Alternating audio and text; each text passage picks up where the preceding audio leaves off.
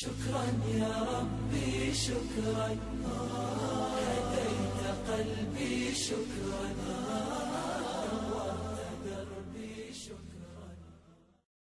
Bismillahirrahmanirrahim. Assalamualaikum warahmatullahi wabarakatuh. Semangat pagi anak-anakku semuanya. Soleh dan soleha, bagaimana kabar hari ini? Insya Allah semua dalam keadaan sehat walafiat. Alhamdulillahirabbil alamin. Pada kesempatan pagi hari ini bisa berjumpa lagi dalam pelajaran Al-Quran dan hadis. Baik anak-anak, sebelum kita memulai pelajaran Al-Quran dan hadis, terlebih dahulu bersama-sama kita membaca basmalah. Bismillahirrahmanirrahim. Baik anak-anak, untuk menuju ke bab selanjutnya, yaitu kita akan membahas tentang surah Al-Lahab. Insya Allah anak-anak semua sudah tahu ya surah Al-Lahab. Dan Pak Guru yakin semua anak-anak sudah hafal surah Al-Lahab. Sebelum kita membahas tentang isi kandungan surah Al-Lahab, terlebih dahulu kita bersama-sama akan membaca surah Al-Lahab bersama-sama ya anak-anak.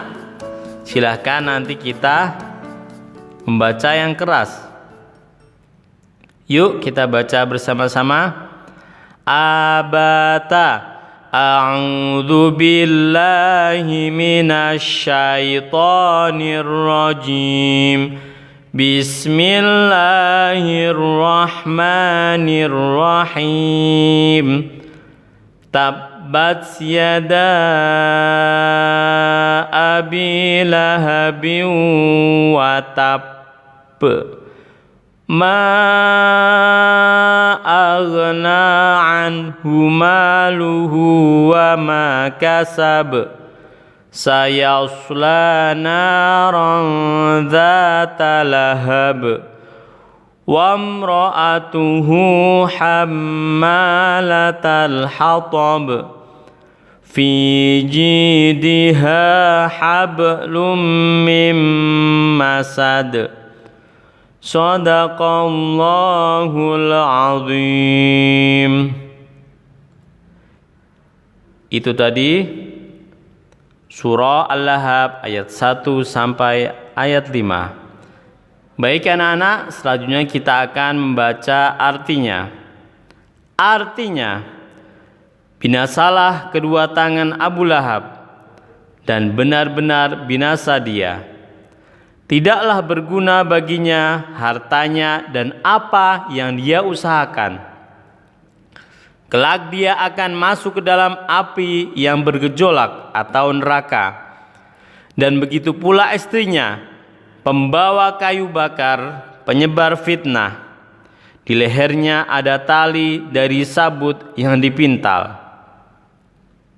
Itu tadi surah Al-Lahab beserta artinya 1 sampai 5. Oke anak-anak, sekarang kita akan membahas sedikit tentang isi kandungan surah Al-Lahab. Surah Al-Lahab terdiri dari 5 ayat dan merupakan surah ke-111 dalam Al-Quran. Surah Al-Lahab diturunkan di kota Mekah. Berarti surah Al-Lahab tergolong surah Makkiyah. Karena apa anak-anak? Karena surah Al-Lahab diturunkan di kota Mekah sebelum Rasulullah SAW hijrah ke kota Madinah. Surah Al-Lahab diambil dari kata lahab yang terdapat pada ayat pertama dan ketiga. Surah Al-Lahab artinya gejolak api. Surah Al-Lahab diturunkan oleh Allah Subhanahu wa taala untuk memberi peringatan kepada Abu Lahab dan istrinya yang bernama Ummi Jamil. Abu Lahab adalah paman Nabi Muhammad SAW Abu Lahab dan istrinya tidak suka dengan ajaran Islam. Abu Lahab dan istrinya selalu berusaha mencelakakan Nabi Muhammad SAW dengan menebar fitnah. Akan tetapi usaha mereka sia-sia dan gagal karena Allah Subhanahu wa taala selalu melindungi Nabi Muhammad SAW. Coba perhatikan anak-anak. Di sini Pak Guru akan bercerita tentang sedikit apa yang diceritakan di dalam surah Al-Lahab. Tahukah anak-anak? Allah Subhanahu wa taala menerangkan di dalam surah Al-Lahab, Allah Subhanahu wa taala memberi peringatan kepada Abu Lahab dan istrinya. Kenapa anak-anak? Karena Abu Lahab dan istrinya selalu menghalang-halangi Nabi Muhammad SAW dalam berdakwah. Abu Lahab dan istrinya selalu ingin mencelakakan Nabi Muhammad SAW. Bahkan Abu Lahab dan istrinya rela berkorban dari seluruh hartanya, bendanya, kemudian jabatannya, bahkan anaknya. Abu Lahab dan istrinya rela semua berkorban hanya untuk menghalang-halangi Nabi Muhammad SAW dalam berdakwah. Kenapa anak-anak? Abu Lahab selalu menghalang-halangi Nabi Muhammad karena Abu Lahab dan istrinya mereka tidak suka dengan ajaran Islam, dengan ajaran syariat Islam yang dibawa oleh Nabi Muhammad SAW. Maka Abu Lahab dan istrinya selalu berusaha mencelakakan Nabi Muhammad dengan segala macam cara, dengan segala macam perbuatan dan fitnah yang sangat keji yang dilakukan Abu Lahab dan istrinya. Akan tetapi usaha Abu Lahab dan istrinya sia-sia dan gagal. Kenapa anak-anak? Karena Allah Subhanahu wa taala selalu melindungi Nabi Muhammad SAW. Ya, memang betul Abu Lahab adalah paman Nabi.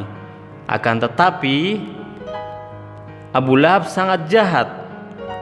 Dia tidak suka atas ajaran Islam yang dibawa Nabi Muhammad SAW.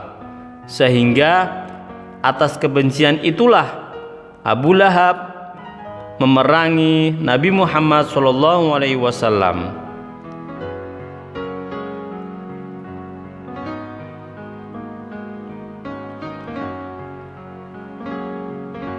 Dijelaskan dalam surah Al-Lahab ketika Abu Lahab dan istrinya akan binasa.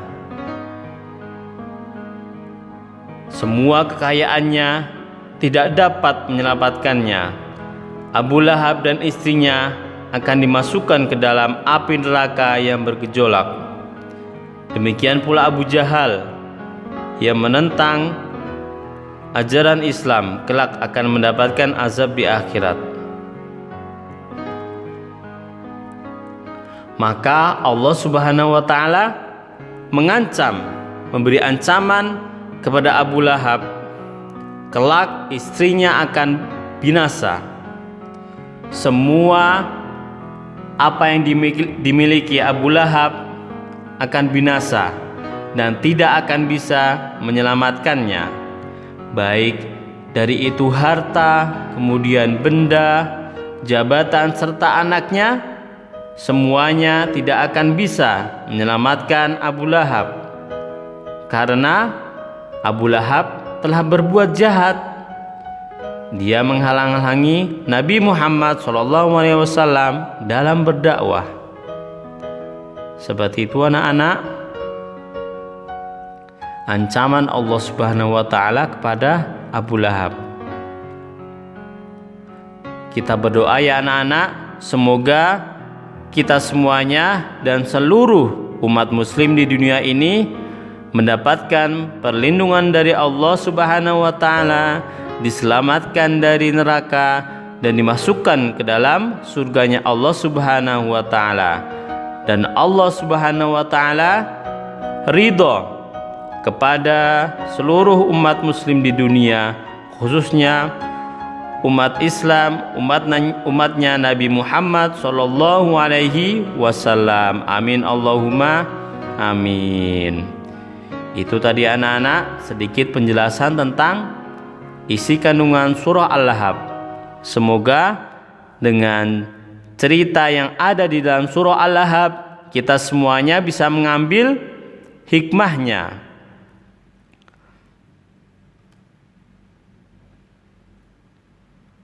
Baik anak-anak, selanjutnya adalah tugas.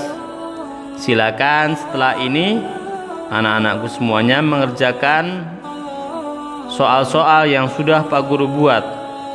Setelah itu kalau sudah selesai bisa dikirimkan kepada Pak Guru melalui WhatsApp.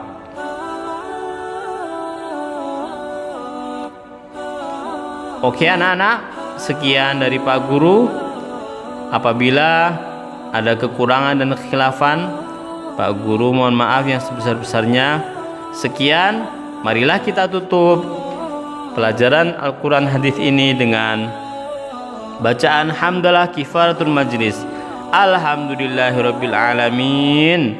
Subhanakallahumma wa bihamdika asyhadu an la ilaha illa anta astaghfiruka wa atubu ilaik.